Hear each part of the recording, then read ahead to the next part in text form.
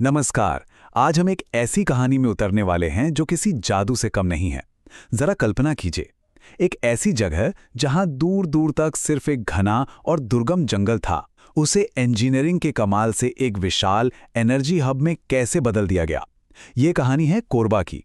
बिना किसी बुनियादी ढांचे वाले एक अलग थलग जंगल से लेकर एक ऐसे महाकाय पावर हब तक का सफर जिसने पूरे इलाके की तस्वीर ही बदल कर रख दी।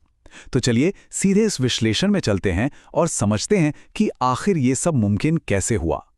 आगे बढ़ने से पहले जल्दी से देख लेते हैं कि आज की इस चर्चा में हम किन पहलुओं को छुएंगे। हम शुरुआत करेंगे घने जंगल में निर्माण की चुनौतियों से। उसके बाद टरबाइन और कूलिंग टावर की इंजीनियरिंग, लगातार कोयला पहुंचाने वाला मेरीगो राउंड सिस्टम और हसदेव बांगो डैम के असर को समझेंगे। आखिर में बिजली की पर्यावरणीय कीमत और भविष्य की सुपर क्रिटिकल तकनीक पर भी नजर डालेंगे। अब जरा इन आंकड़ों पर एक नजर डालिए, ये सच में चौंका देने वाले हैं। 1947 में जब देश आजाद हुआ था, तब पूरे भारत की कुल बिजली उत्पादन क्षमता महज 1362 मेगावाट थी, और आज अकेले कोरबा जिले की क्षमता 4000 मेगावाट से भी ज्यादा है। एक तरफ पूरा देश और दूसरी तरफ आज का एक अकेला जिला। ये भारी अंतर सोचने पर मजबूर कर देता है कि इतने बड़े स्तर पर यह मेगा प्रोजेक्ट आखिर कैसे खड़ा किया गया होगा। तो चलिए अपनी पहली चुनौती से शुरुआत करते हैं। खंड 1, घने जंगल में निर्माण। उस दौर की असलियत को महसूस करने के लिए जरा उन शुरुआती इंजीनियरों और मजदूरों के बारे में सोचिए। वहां ना तो बिजली थी और ना ही सिर पर कोई पक्की छत। वे लोग अस्थायी कैंपों में रहते थे, और मॉनसून के दौरान उफनती हुई हसदेव नदी उन पगडंडियों तक को बहा ले जाती थी जिन पर चलकर वे काम पर जाते थे। ये सिर्फ एक तकनीकी प्रोजेक्ट नहीं था। कोई भी मशीन लगाने से पहले उन्हें इस बीहड़ जंगल के बीच अपने रहने के लिए एक पूरी नई दुनिया बसानी पड़ी थी। अब जब बेसिक ढांचा तैयार हो गया तो अगला कदम था भारी इंजीनियरिंग का। खंड 2, टरबाइन और कूलिंग टावर की इंजीनियरिंग। आइए देखते हैं कि बिजली बनाने का ये जटिल काम असल में होता कैसे है। सबसे पहले हसदेव नदी से भारी मात्रा में पानी लिया जाता है। फिर खदानों से आए कोयले को जलाकर उस पानी को 150 ATA प्रेशर और 535 डिग्री सेल्सियस पर उच्च दबाव वाली भाप यानी स्टीम में बदला जाता है। ये ताकतवर भाप उन भारी जनरेटरों को 3000 RPM की बहुत ही तेज स्पीड पर घुमाती है, और आखिर में ये भाप विशाल कूलिंग टावरों में ठंडी होकर वापस पानी बन जाती है। ये एक ऐसा चक्र है जो बिना रुके बस चलता ही रहता है। लेकिन यहाँ इंजीनियरिंग की एक बहुत ही जरूरी और छिपी हुई सच्चाई है। जरा सोचिए, जब सैकड़ों टन वजन वाली टरबाइन 3000 RPM पर घूमती है तो उससे पैदा होने वाला कंपन कितना भयानक होता होगा। वो किसी भी आम इमारत को पल भर में गिरा सकता है। इसीलिए जमीन के बहुत अंदर तक गहराई में पाइलिंग की गई और कंक्रीट के मोटे राफ्ट फाउंडेशंस बनाए गए। 1 मिलीमीटर की भी गलती या अलाइनमेंट में गड़बड़ी पूरे सिस्टम में भयंकर ब्रेकडाउन का कारण बन सकती थी। ये मजबूत नींव ही इस प्लांट की असली जान है। प्लांट बन गया, मशीनें भी लग गईं, पर ईंधन कैसे आएगा? इसके लिए आया खंड 3, the merry-go round system. Logistics की इस बड़ी सी पहेली को सुलझाने के लिए एक बहुत ही स्मार्ट तरीका निकाला गया, मैरीगो राउंड यानी MGR सिस्टम। ये 35 किलोमीटर लंबा एक कंटिन्यूअस रेलवे लूप है। इसमें 34 वैगनों वाली मालगाड़ियां लगातार कोयला लाती हैं, और सबसे मजेदार बात पता है क्या है?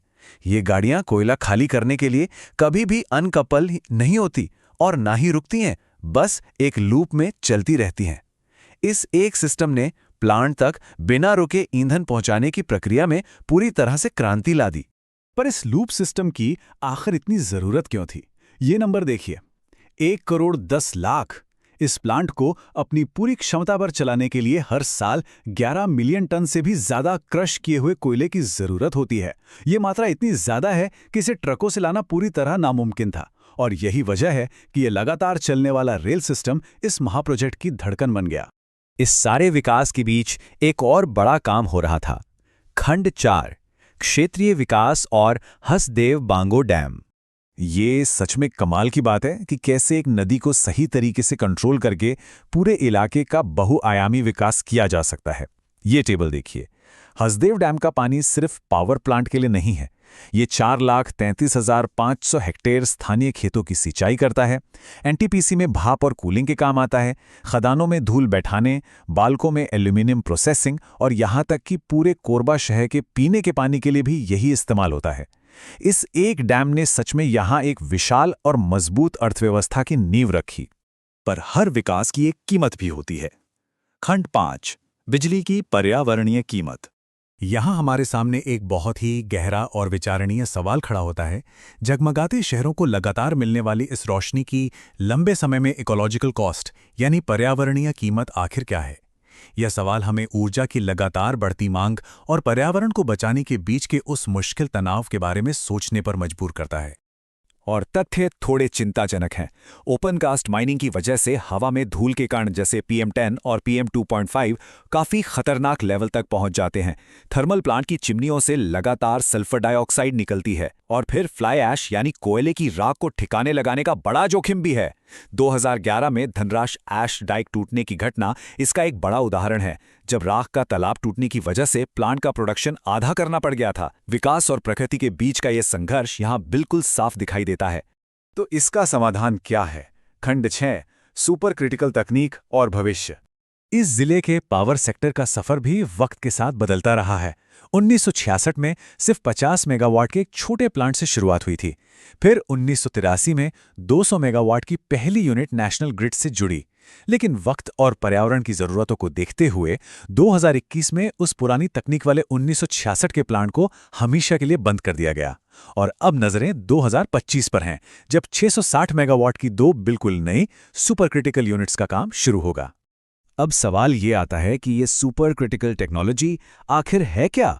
असल में ये तकनीक इतने एक्सट्रीम तापमान और दबाव पर काम करती है कि पानी और भाप के बीच का अंतर ही लगभग खत्म हो जाता है। इसका सबसे बड़ा फायदा ये है कि ये सिस्टम बहुत ज़्यादा कुशल होता है, मतलब कम कोयले का इस्तेमाल करके ज़्यादा बिजली बनती है, जिससे प्रदूषण के स्तर में भारी कमी आती है। ये उन्हीं पर्यावरणीय समस्याओं का एक आधुनिक इंजीनियरिंग समाधान है जिनकी हमने अभी बात की थी। और इस विश्लेषण के अंत में हम एक बहुत ही सटीक और गहरे विचार के साथ पहुंचते हैं।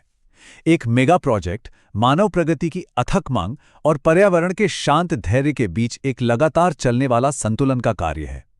ये बात सच में हमें ये सोचने पर मजबूर करती है कि आधुनिक सभ्यता का निर्माण कितना जटिल है। हमें आगे बढ़ने के लिए ऊर्जा तो चाहिए, लेकिन अपने पर्यावरण को बचाना भी उतना ही जरूरी है। उम्मीद है इस चर्चा से आपको इस जटिल विषय को स्पष्टता से समझने में मदद मिली होगी। इस विश्लेषण के साथ जुड़ने के लिए बहुत बहुत धन्यवाद।